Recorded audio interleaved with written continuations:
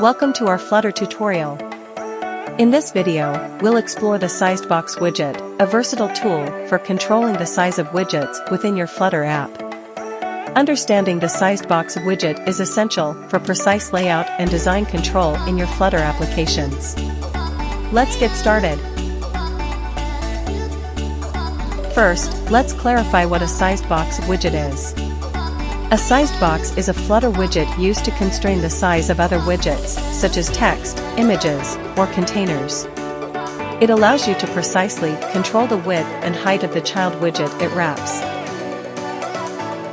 Let's dive into using the SizeBox widget.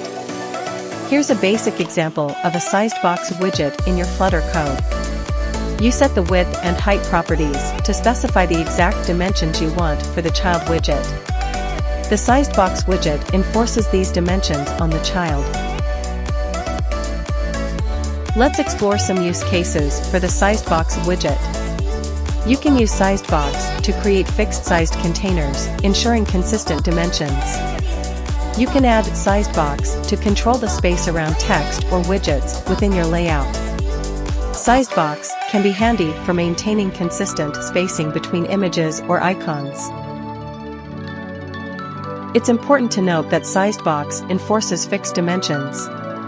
If you need flexible sizing, consider using expanded or flexible widgets within row and column layouts. SizeBox is great for precise sizing, but not for dynamic, responsive layouts. In conclusion, the SizeBox widget is a powerful tool for controlling the size of child widgets within your Flutter app. It gives you the ability to maintain consistency in layout and design, ensuring that widgets are precisely sized as needed. With a solid understanding of SizeBox widgets, you can create well-organized and visually appealing Flutter interfaces. Thanks for watching.